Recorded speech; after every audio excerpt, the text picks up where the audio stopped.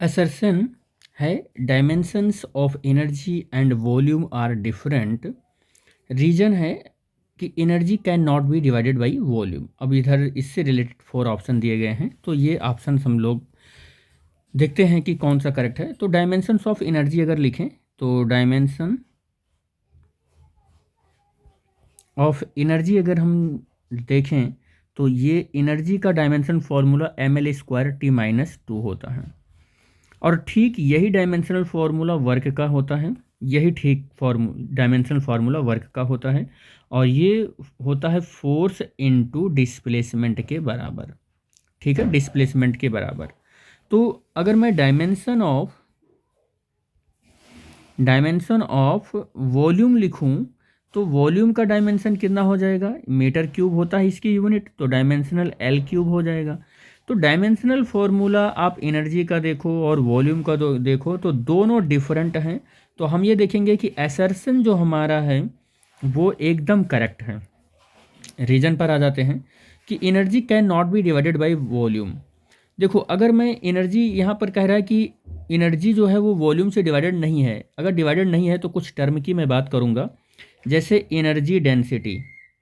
तो energy density की बात अगर मैं कर रहा हूँ तो यहाँ पर दो एनर्जी डेंसिटी की अगर बात करूँ, मैग्नेटिक एनर्जी डेंसिटी की बात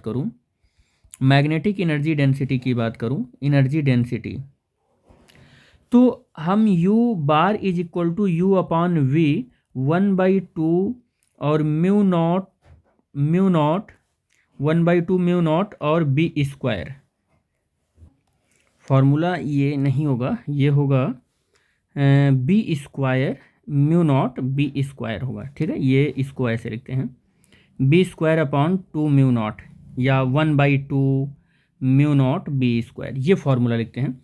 तो यहाँ पर होता है, और दूसरा होता है इलेक्ट्रिक एनर्जी डेंसिटी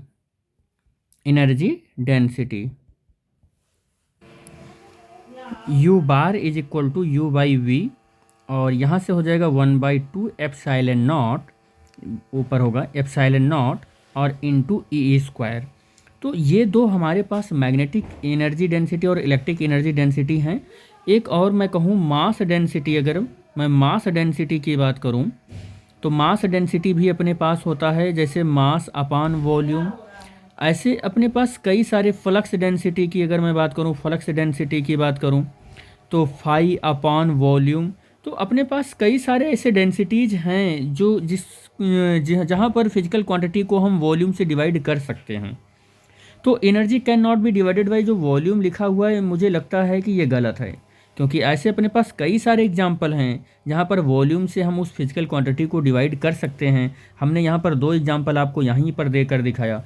तो ये जो मेरा रीजन है ये गलत है, बट असर्शन एकदम सही है। तो आपका आंसर क्या हो जाएगा कि both A and R true, ये गलत हो गया। Both A and R is true, नहीं, ये गलत है।